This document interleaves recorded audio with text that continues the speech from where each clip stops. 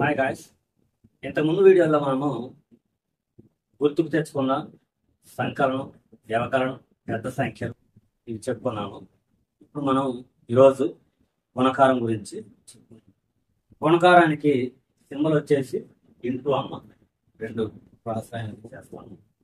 ఓకేనా? ఇప్పుడు for example 225 into 7, 225 into 7. ఇందులో ఈ 225 ను గుణ్యం అంటారు. గుణ్యం 225 గుణ్యం అంటారు. 7ను గుణకం అంటారు. 7ను గుణకం అంటారు. వీటిని గుణించగా లేదా గుణకారం చేసిన లేదా హెచ్చ వేసినప్పుడు వచ్చినటువంటి సమాధానం ఆన్సర్ ఏదైతే ఉందో దాన్ని లబ్ధం అంటారు. ఈ రెండింటిని గుణించినప్పుడు వచ్చేది 1575. దీన్ని మనం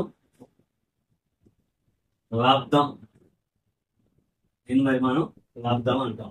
ఇచ్చినటువంటి వాటిలో 225ను గుణ్యమని, 7ను గుణకమని, వాటిని రెండింటిని గుణించగా వచ్చేటటువంటి 1575ను లబ్ధం అని మనం చదువుకుంటాం. ఒకటి చేత దేన్ని గుణించినా గానీ, సంఖ్యను లేదా దేన్నైనా గుణించినా గానీ అదే వస్తున్నామా. For example 1 into A equal A, 1 into A equal to A. దాని నుంచి మనం ఏ ఇంటూ 1 ఈక్వల్ కూడా ఏ. గుణకారంలో విలువలు తారుమారైనా కానీ, అంటే రాసులు తారుమారైనా కానీ, ఏ ఇంటూ బి అయినా బి ఇంటూ ఏ అయినా ప్రాబ్లం ఏమి ఉండదమ్మా, సమాధానం అదే వస్తుంది. నెక్స్ట్, సున్నాతో దేన్ని గుణించిన 0 వస్తుంది. సున్నాతో దేన్ని గుణించిన 0 వస్తుంది. లేదా ఏ ఇంటూ 0 ఇది ఈక్వల్ టు 0. లేదు 250 ఇంటూ 0 ఇది ఈక్వల్ టు 0. ఏదైనా something 0 into something is 0, 0 into something is 0, 1 into something is something, 1 into something is something. 1 2 3 4 స్వాన్ ఎక్కడాకైనా ఇంటూ 6. ఈ 6తో గుణించినప్పుడు 6 12 18 24 ఇలా వస్తూనే ఉంటాయి అన్నమాట. వాటిని మనం ఏమంటామంటే గుణిజాలు అంటాం. ఏమంటాము? గుణిజాలు. దేని గుణిజాలు? 6 యొక్క గుణిజాలు. అంటే 6 కాన్స్టెంట్ గా ఉంచి 6ను 1తోను, 6ను 2తోను, 6ను 3తోను, 6ను 20తోను, 6ను 50తోను, 6ను 150తోను ఇలా ఎంతతోనైనా కానీ వాటి యొక్క గుణిజం అంటారు. ఇక్కడ ఈ లబ్ధాన్ని కూడా మనం గుణిజం అనే అనొచ్చు. కానీ దాన్ని ఎలా అనొచ్చు అంటే 225 యొక్క గుణిజము 5, 7 యొక్క గుణిజం కూడా 5. ఓకేనమ్మా. నెక్స్ట్ పోతే భాగహారము. దాని యొక్క సింబల్ వచ్చేసి మధ్యలో గీత, పైన సుక్క, కింద ఒక సుక్క.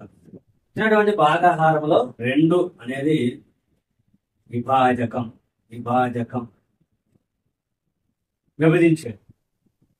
126 విభాజ్యం, విభజించబడేది. 63 భాగఫలం. అంటే విభజించగా వచ్చేది సమభాగాలు. ఎన్ని భాగాలు అయితే 2, దీన్ని ఎన్ని భాగాలు అయితే చేయగలుగుతుంది. ఈ 0 అనేది శేషము. ఓకేనమ్మా? శేషము. భాగహారంలో ఇదిగో ఇక్కడ ఇచ్చినటువంటి భాగహారం 2, 126ని 2 భాగించడము. 2 అనేది విభాజకం, 126 అనేది విభాజ్యము, 63 అనేది భాగఫలము, 0 అనేది శేషము. విభాజ్యము ఇది ఈక్వల్ విభాజకము ఇంటూ భాగఫలము ప్లస్ శేషము. ఇందులో విభాజ్యం ఎంత? 126 ఈక్వల్ విభాజకము అంటే 2 ఇంటూ భాగఫలం 63 ప్లస్ 0. 263 126. చూడమ్మా, 2 అంకెల సంఖ్యను 10చే భాగిస్తే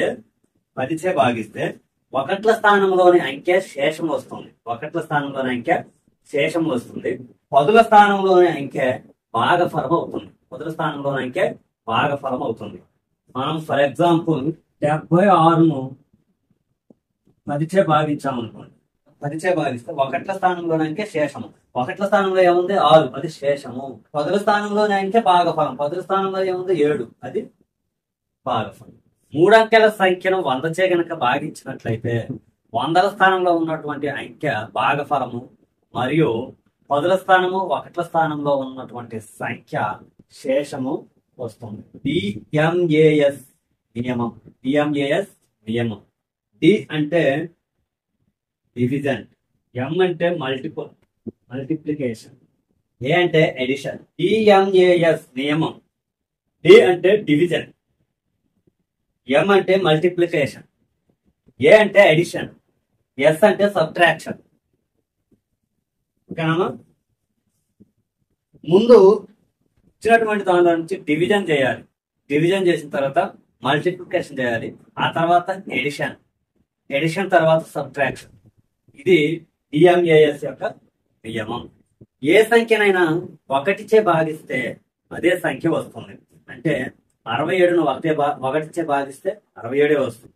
70ను 1చే భాగిస్తే 70 వస్తుంది. అంటే ఏ సంఖ్యనైనా 1చే భాగిస్తే అదే సంఖ్య వస్తుంది. ఓకేనా? 0ను ఏ సంఖ్యచే భాగించినా 0 వస్తుంది. 0ను 0ను ఏ సంఖ్యచే భాగించినా 0 వస్తుంది. ఓకేనా? ఏ సంఖ్యనైనా 0తో భాగించడం అసాధ్యం, అంటే సాధ్యం కాదు. ఏ సంఖ్యనైనా 0చే భాగించడం సాధ్యం కాదు. నెక్స్ట్ వచ్చేసి జ్యామితి అమ్మ. జ్యామితి అంటే కొలతలు సంబంధించినటువంటి పొడవు, ఏదైనా ఒక ఆకారం యొక్క పొడవు గాని వెడల్పు గాని చుట్టుకొలత, వైశాల్యము, దాని యొక్క ఘన పరిమాణం అంటే ఎంత ఆక్రమించింది, ఇలాంటి వాటికి అన్నింటికి సంబంధించినటువంటిది జ్యామితి. వీటన్నిటికి సంబంధించినటువంటిది జ్యామితి. ఇందులో దీర్ఘ చతురస్రము, చతురస్రము, త్రిభుజము ఇలాంటివి చాలా ఉంటాయి. వాటి గురించి మనం చెప్పుకున్నాం. చూడమ్మా, జ్యామితికి సంబంధించి మనం ఏం చెప్పాము? పొడవులు, వెడల్పులు, వైశాల్యాలు, ఇలా కొలతలకు సంబంధించినటువంటిది జ్యామితి. అందులో మనకి ఇప్పుడు ముఖ్యంగా ఇంపార్టెంట్ ఏంటంటే చుట్టుకొలత. మనకి చుట్టుకొలత. చుట్టుకొలత అంటే ఏంది? ఇచ్చినటువంటి ఆకారం యొక్క అన్ని భుజాల పొడవుల మొత్తమనే చుట్టుకొలత అంటారు. అన్ని భుజాల పొడవుల మొత్తం అంటే అన్ని భుజాలు ఎంతెంత పొడవు ఉన్నాయో వాటన్నిటిని కూడితే దాన్ని చుట్టుకొలత అని అంటాము. అలాంటి ఆకారాలు మనకి కొన్ని ఇవ్వడం జరిగింది. మొదటి వచ్చేసి దీర్ఘ చతురస్రం. దీర్ఘ చతురస్రం అంటే ఇలా ఉంటుందమ్మా, పొడవు వెడల్పులు సమానంగా ఉండకుండా ఉంటాయి. ఇది వచ్చేసి వెడల్పు అమ్మ, వెడల్పు. ఇది పొడవు, అది పొడవు. ఓకేనా?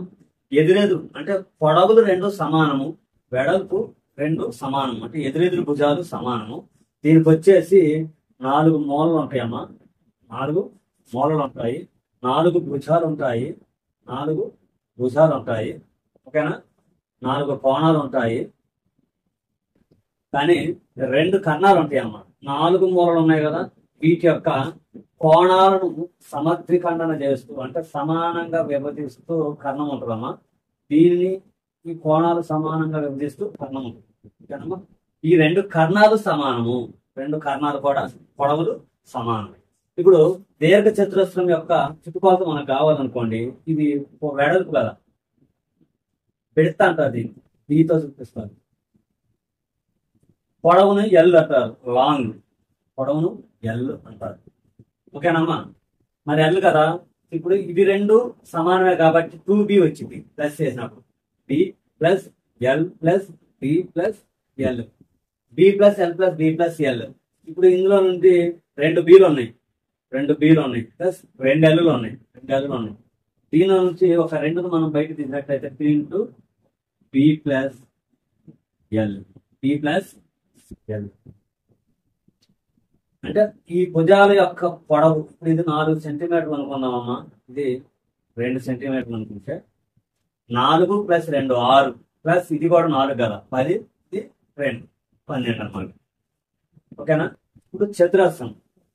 చతురస్రం అంటే దీర్ఘ చతురస్రం లాంటిదే, కాకపోతే ఏంటంటే అన్ని భుజాల పొడవులు సమానము, అన్ని భుజాల పొడవులు సమానం. ఇది ఏ అనుకోండి, ఇది ఏనే, ఇది ఏనే, ఇది ఏనే. ఓకేనా? మరి అన్ని ఏలే కాబట్టి చుట్టుకొలత వచ్చేసి A plus A plus A plus A, that is 4 × A, 4 × A చుట్టుకొలత. అంటే ఈ పొడవు మొత్తం కూడితే ఎంత వస్తుందో దాన్ని చుట్టుకొలత అంటామమ్మా. దీనికి కూడా 2 కర్ణాలు ఉంటాయి, కర్ణాలు సమానం, దీనికి కూడా కర్ణాలు సమానం. నెక్స్ట్ వచ్చేసి త్రిభుజము. త్రిభుజం అంటే ఇలా ఉంటుందమ్మా, మనకు తెలిసిందే కాబట్టి ముందే గీసాను. ఓకే, దీంట్లో కూడా 3 శీర్షాలు ఉంటాయి, 3 భుజాలు ఉంటాయి, 3 భుజాలు ఉంటాయి. ఈ 3 భుజాలు పొడవును కూడడమే త్రిభుజం యొక్క చుట్టుకొలత. త్రిభుజం యొక్క చుట్టుకొలత. ఇకపోతే వృత్తం. వృత్తం అంటే ఎలా ఉంటుందమ్మా వృత్తము? దీన్ని వృత్త కేంద్రం అని మనం చెప్తాము, మధ్యలో ఉన్నటువంటి పాయింట్స్. దీని నుంచి మనం దీనికి ఎంత దూరం ఉందో దీన్ని ఆర్ అంటాం, అంటే వ్యాసార్థము. వ్యాసార్థం ఓకేనమ్మా. ఇది వ్యాస అర్థము అంటే సగం, వ్యాసంలో సగం. దీన్ని పొడిగిస్తే ఇది వ్యాసము అవుతున్నాము. మొత్తము డి అనుకుంటే డి వ్యాసం, వ్యాసం డి అనుకుంటే అది వ్యాసం, ఇది వ్యాసార్థం. ఓకేనమ్మా. టాంగ్రామ్. టాంగ్రామ్ లో మొత్తం 7 ఆకారాలు ఉంటాయమ్మా. టాంగ్రామ్ లో మొత్తం 7 ఆకారాలు ఉంటాయి. డిఫరెంట్ టైప్స్ ఆఫ్ త్రిభుజాలు 5 ఉంటాయమ్మా. ఒక చతురస్రం ఉంటుంది, ఒక సమాంతర చతుర్భుజము ఉంటుంది. 5 త్రిభుజాలు, ఒక చతురస్రము, ఒక సమాంతర చతుర్భుజము. ఈ 7ని కలిగి ఉన్నటువంటి గ్రాఫ్ ను టాంగ్రామ్ అంటారు. టాంగ్రామ్ అంటారు. ఓకేనా? ఇదమ్మా 1 2 3 4 5 త్రిభుజాలు. ఇది ఒక చతురస్రం, ఇది ఒక సమాంతర చతుర్భుజం. దీనితో అనేక రకాలైనటువంటి ఆకారాలను మనము ఏర్పరచవచ్చు అన్నమాట. అనేక రకాల ఆకారాలను మనము ఏర్పరచవచ్చు. అయితే ఈ దీర్ఘ చతురస్రము, త్రిభుజము, వృత్తము వీటన్నిటిని మనం ఏమంటామంటే ద్విమితీయ పటాలు. ద్విమితీయ పటాలు. నెక్స్ట్ పోతే త్రిమితీయ పటాలు. 3 డైమెన్షనల్ అంటాం ఇంగ్లీష్ లో. తెలుగులోనైతేనేమో త్రిమితీయ పటాలు. త్రిమితీయ పటాల్లో ఫస్ట్ వచ్చేసి సమఘనం. సమఘనము అంటే దానికి సంబంధించి మొత్తం 3 కొలతలు ఉంటాయి. 3 కొలతలు ఉంటాయి. ఇప్పుడు దాకా మనం ఈ దీర్ఘ చతురస్రానికి పొడవు, వెడల్పు ఉన్నాయి కదా. ఈ ఘనానికి వచ్చేసి ఎత్తు కూడా ఉంటుంది అన్నమాట. ఎత్తు, పొడవు, వెడల్పు, ఎత్తు 3 ఉంటాయి. ఈ ఎత్తుని సందర్భానుకూలంగా మనం లోతు అని కూడా వాడుకుంటా ఉంటాం. లోతు ఓకేనమ్మా. ఇప్పుడు ఏదన్నా మనకు బయట కనిపించేటటువంటి బాక్స్ అయితే ఎత్తు, అదే బావి లేదా గుంట అలాంటివి చెప్పేటప్పుడు లోతు అని తీసుకుంటాం. 3 కొలతలు ఉంటాయి. త్రిమితీయ పటం అంటేనే 3 కొలతలు కలిగినటువంటి పటము. అయితే 3 కొలతలు అవసరం. సమఘనం అంటే అన్ని భుజాలు సమానంగానే ఉంటది. పొడవు, వెడల్పు, ఎత్తు 3 కూడా సమానంగా అన్నమాట. అయితే మనం ముందుగా చతురస్రాన్ని గీసినట్టు, ఆ తర్వాత ఇంకొక చతురస్రాన్ని గీసినట్లయితే ఈ మూల యాడ్ చేస్తే అసలు బాక్స్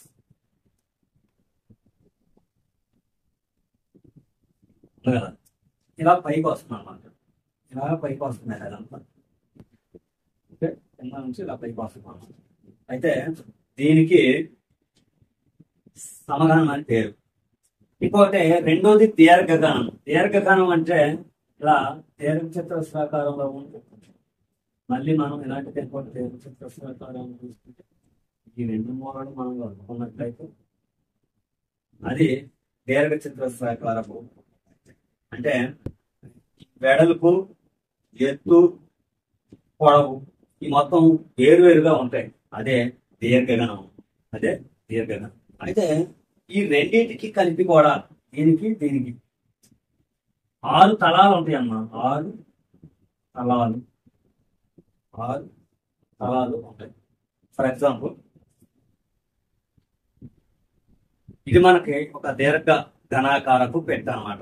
ఇది ఒక దీర్ఘ ఘనాకారపు పెట్టె. అయితే ఇందులో 6 తలాలు ఉంటాయి. 6 తలాలు ఉంటాయి. 12 భుజాలు ఉంటాయి. 12 భుజాలు ఉంటాయి. 8 మూలలు ఉంటాయి. 6 తలాలు ఎలా అంటే అడుగుది ఒకటి, దానికి ఆపోజిట్ 2, మనకి కనిపించేది 3, దీనికి ఆపోజిట్ 4, ఇటు ఒకటి, దీనికి ఆపోజిట్ 6. అడుగుది 1, పైది 2, 3, దీనికి ఆపోజిట్ 4, ఇది 5, దీనికి ఆపోజిట్ 6. భుజాలు ఇది 1, ఓకేనా? ఇది 1, 2, ఇది 1, 3, ఇది 1, 4, ఓకేగా? 4. మరి ఇదే సేమాకారం కింద కూడా ఉంది కదా, పెన్ని ఇది 4, 4, 4, 8, ఇది 4. మరి దీని కింద ఇది ఉంది కదా, ఇది పైది, దీని కింద ఇది ఉంది కదా, ఇవి 4, 8. 8 తర్వాత ఇటు సైడ్ ఉన్నాయి కదా, పైది కిందది పోతే నిలువులు ఉన్నాయి, ఇవి 2, ఇవి 8, ఇవి 2 ఎంత 10. దీనికి ఆపోజిట్ ఇవి ఒక 2 ఉంటాయి కదా, 12. ఓకేనా? 6 తలాలు, 12 భుజాలు, 8 మూలలు. 8 మూలలు 1, 2, 3, 4. దీనికి ఆపోజిట్ కూడా 4. ఓకేనమ్మా? నెక్స్ట్ శంకువు అమ్మ. శంకువు దీనికి 2 తలాలు ఉంటాయి. 2 తలాలు, 1 అంకు. శంకువు అంటే ఇలా త్రిభుజాకారంలో ఉండి తర్వాత వృత్తాకార అంశం అయితే ఉంటుంది అన్నమాట.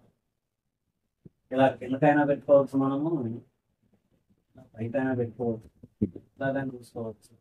అయితే ఐస్ క్రీమ్ పెట్టేటటువంటి దాన్ని కోన్ అంటున్నాం. ఐస్ క్రీమ్ పెట్టేటటువంటి దాన్ని కోన్. అదే శంకు, కోన్ ఇంగ్లీష్ శంకు అన్నాం. ఐస్ క్రీమ్ పెడతాం. ఓకే. దీని తర్వాత స్తూపము.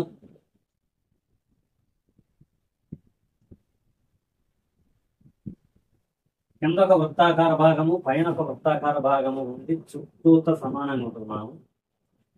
దీన్ని చాలా చోట్ల చూస్తామంటున్నాము. వాటర్ పైపులు కానీ, మోరీలు కానీ, ఇలాంటివన్నీ. ఓకే. వాటర్ పంపించేటటువంటి తూముల దగ్గర ఇవి ఎక్కువగా కనిపిస్తూ ఉంటాయి, స్తూపాకారంగా ఉంటాయి. లేదా పౌడర్ డబ్బాలు అలాంటివి కనుక పైన కింద కోసినట్లయితే అది కూడా ఒక స్తూపాకారంగానే కనిపిస్తూ ఉంటుంది. అడ్డంగా చూసుకున్నట్లయితే మనం ఇలా ఉంటుంది అన్నమాట. ఓకేనా? తూములు వేసినప్పుడు ఇలా ఉంటుంది అనమాట. దీనికి 3 తలాలు ఉంటాయి. 3 తలాలు, 2 అంచులు. 3 తలాలు, ఒక తలం ఒకటి కదా, ఇది ఒక తలం, ఇది ఒక తలం.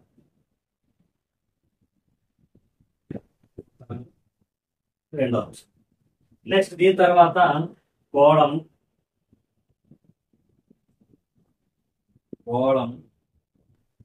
గోళము అంటే మనం ఇక్కడ పర్ఫెక్ట్ గా గీయడానికి ఉండదమ్మా, అందరూ మనం లోపు దోస్తుందా అలానే ఉంటుంది అన్నమాట. అట్లా ఇదంతా ఉంటుంది అన్నమాట. ఓకేనమ్మా? మనం బంతి చూస్తాము, బోర్లు, రౌండ్ బోర్లు చూస్తాం కదా, అవి గోళాకారంలో ఉంటాయి. లేదా స్కూళ్ళల్లో టేబుల్ మీద గోడ ఉంటుంది కదా, అది గోళం. ఓకేనా? దీనికి పక్క తలం ఉంటుంది, అంటే బయటకు ఒక తలమే కనిపిస్తుంది కాబట్టి అదొక తలమే ఉంటుంది.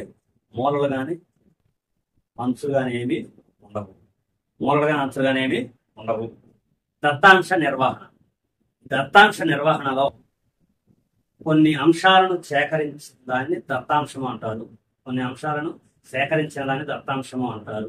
ఆ దత్తాంశాన్ని వివరముగా ఒక పట్టికలో పొందుపరచడాన్ని దత్తాంశ నిర్వహణ అని మనము చెప్పుకుంటూ ఉంటాము. దత్తాంశం అంటే సేకరించినటువంటి సమాచారాన్ని దత్తాంశము అంటారు. గణన చిహ్నాలు అంటే గణించడానికి మనం ఏర్పాటు చేసుకున్నటువంటి కొన్ని చిహ్నాలను గణన చిహ్నాలు అంటారు. దాన్ని మనము ఇలాంటి సింబల్తో చూపిస్తాం. 1 లాంటి సింబల్తో మనము చూపిస్తాము. గణన చిహ్నాల యొక్క చిహ్నము. నెక్స్ట్ పోతే గణన చిహ్నాల పట్టిక. ఇదేంటంటే మనము గణించడానికి తేలిక చేసుకోవడానికి వాడేటువంటి పట్టిక. అదేంటయ్యా అంటే ఒక బుట్టలో కొన్ని పండ్లు ఉన్నాయి, కొన్ని రకరకాల పండ్లు ఉన్నాయి. వాటిని మనము లెక్కించాలన్నమాట. అయితే క్రమ సంఖ్య, ఇది క్రమ సంఖ్య, వరుస సంఖ్య అంటాము. ఇది పండ్ల పేర్లు, ఇవి సంఖ్య, పండ్ల యొక్క సంఖ్య. ఇది చిహ్నం అంటే గణన చిహ్నం. క్రమ సంఖ్య ఎన్నో అనేది తెలిపేది, అంటే రకాలు ఎన్నో తెలిసింది. పండ్ల పేర్లు, పండ్లు ఎన్నో ఉన్నాయి, చిహ్నాలు, గణన చిహ్నాలు. ఇది క్రమ సంఖ్య. 4 రకాలు అయినటువంటి పండ్లు మనకు ఉన్నాయి. పండ్ల పేర్లు: మామిడి పండు 8, సపోటా పండ్లు 10, జామ పండ్లు 12, నారింజ 16. ఈ గణన చిహ్నాలు వచ్చేసి 8కి ఇలా 4 గీతలు గీసిన తర్వాత ఒక క్రాస్ గీత గీస్తే 5 కదా, 5, 3. ఈ విధంగా మనము ఒక పట్టికను తయారు చేస్తాము. దీనినే దత్తాంశం అని అనొచ్చు. చెప్తాం దత్తాంశాన్ని. ఇది దత్తాంశ నిర్వహణ కింద మనం తీసుకోవచ్చు. దత్తాంశ నిర్వహణ కింద మనము తీసుకోవచ్చు. ఒక పట్టికను విభజించడానికి మనకు దత్తాంశం ఉపయోగపడుతుంది అన్నమాట. ఓకేనా? పటచిత్రము అంటే ఎంచుకున్నటువంటి దత్తాంశాన్ని ఇలా పట్టికలా కాకుండా పటము రూపంలో ఒక బొమ్మలాగా లేదా ఒక పట్టికలాగా గీసి, ఒక ఆకృతిలో గీసి చూపించడాన్ని పటచిత్రం అని మనం చెప్పుకోవచ్చు. అవి 2 రకాలుగా మనము తీసుకోవచ్చు. ఒకటి కమ్మీల రేఖా చిత్రము, దీనినే దిమ్మ రేఖా చిత్రం అని కూడా మనం చెప్పుకోవచ్చు. కమ్మీల రేఖా చిత్రాన్ని మనం దిమ్మ రేఖా చిత్రం అని కూడా మనము చెప్పుకోవచ్చు. అది ఎలా అంటే, ఇప్పుడు ఇదే మనం తీసుకున్నట్లయితే ఇది పండ్ల సంఖ్యను తెలియజేస్తున్నాం. 2 అంటే ఇక్కడ నుంచి అన్నట్టు ఇక్కడ 1, 2, 3, 4 ఇట్లా ఈ గ్యాప్ లో అయ్యి ఉంటాయి. 4 గ్యాప్ లో 5, 6 ఈ గ్యాప్ లో 7, మధ్యలో ఇది 8, మధ్యలో 9, 10, మధ్యలో 11 అట్లా ఉంటాయి అన్నమాట. మనం దీన్ని ఎలాగైనా తీసుకోవచ్చు. గ్యాప్ మాత్రం సమానంగా తీసుకోవాలి. 2, 4, 6, 8 లేదా 4, 8, 12 లేదా 5, 10, 15 అట్లా సమ గ్యాప్ తో తీసుకోవాలి. ఇది పండ్ల సంఖ్యను తెలియజేస్తుంది. ఈ కింద వచ్చేసి ఇవి 4 రకాల పండ్లు మనకి తెలియజేస్తాయి. నేను విడిగా రాయట్లేదమ్మా. ఇక్కడ 1 అంటే మామిడి పండు, 2 అంటే సపోటా, 3 అంటే జామ, 4 అంటే నారింజ. ఇవి పండ్ల సంఖ్యను తెలియజేస్తాయి. ఇది వచ్చేసి పండ్ల పేర్లను మనకి తెలియజేస్తాయి. నేను విడిగా రాయట్లేదు. 1 మామిడి, 2 సపోటా, 3 జామ, 4 నారింజ. అయితే ఈ కన్నీ చిత్రాలు లేదా దిమ్మ చిత్రాలు ఎలా గీస్తాము అంటే, ఇక్కడ ఫస్ట్ మామిడి వచ్చేసి 8 కదా, ఈ లైన్ లో 8 వచ్చింది. ఇలా మనం ఒక దిమ్మెను తీసుకుంటాం. మామిడి పండ్లు 8 ఉన్నాయని అర్థం. మామిడి పండ్లు 8 ఉన్నాయని అర్థం. సపోటా పండ్లు 10 ఉన్నాయి. 10 అంటే ఈ లైన్ లో వస్తాం. నెక్స్ట్ వచ్చేసి జామ 12, 3 వచ్చి 16.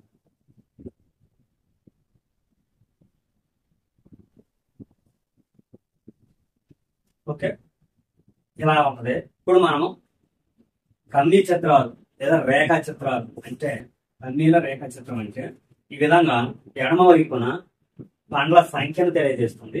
కుడి వైపున వచ్చేసి ఈ మన యొక్క పండ్ల పేర్లను తెలియజేస్తుంది. 1 మామిడి, 2 సపోటా, 3 జామ, 4 నారింజ. అయితే మామిడి పండ్లు 8 ఉన్నాయని ఇక్కడ మనము చిత్రం రూపంలో చూపిస్తాం అన్నమాట. 8 ఉన్నాయి అని. సపోటా పండ్లు 10 ఉన్నాయి అని ఇక్కడ రూపంలో చూపిస్తాం. గీతలు గీయాలి, మీకు అర్థం కాకపోవడం పేరుతోనేది మనం గీచే ఫస్ట్ బట్టి తర్వాత అవసరం లేదు. తర్వాత జామ పళ్ళు 12 ఉన్నాయి, 12 లైన్లో 12 ఉన్నాయి అని మనము చెప్తాము. నెక్స్ట్ వచ్చేసి నారింజ పండ్లు 16 ఉన్నాయి అని మనము చెప్తాము. ఈ విధంగా చూపించడాన్ని కన్నీల రేఖ చిత్రం లేదా దిమ్మ రేఖ చిత్రం అని మనము చెప్పుకోవచ్చు. తర్వాత ఇంకో రకం ఏంటంటే వృత్త రేఖా చిత్రం. వృత్త రేఖా చిత్రం అంటే ఏమి లేదమ్మా, మనకు తెలిసినటువంటి వృత్తం రూపంలో ఉంటుంది. వృత్తం అంటే ఇలా ఉంటుందమ్మా. వృత్తం మొత్తంలో 360 డిగ్రీలు కోణం ఉంటుంది. అయితే దీన్ని మొత్తం ఇలా కోణంలో చూపిస్తూ ఉంటారన్నమాట. వృత్త రేఖా చిత్రం అంటే ఇలా కోణం రూపంలో చూపిస్తూ ఉంటారు. ఓకేనమ్మా, ఈరోజు మనం ఏం చెప్పుకున్నాము? గుణకారాలు, భాగహారాలు, జ్యామితి, తర్వాత వచ్చేసి దత్తాంశ నిర్వహణ మనం చెప్పుకోవడం జరిగింది. వీడియో నచ్చినట్లయితే షేర్ చేయండి, సబ్స్క్రైబ్ చేయండి.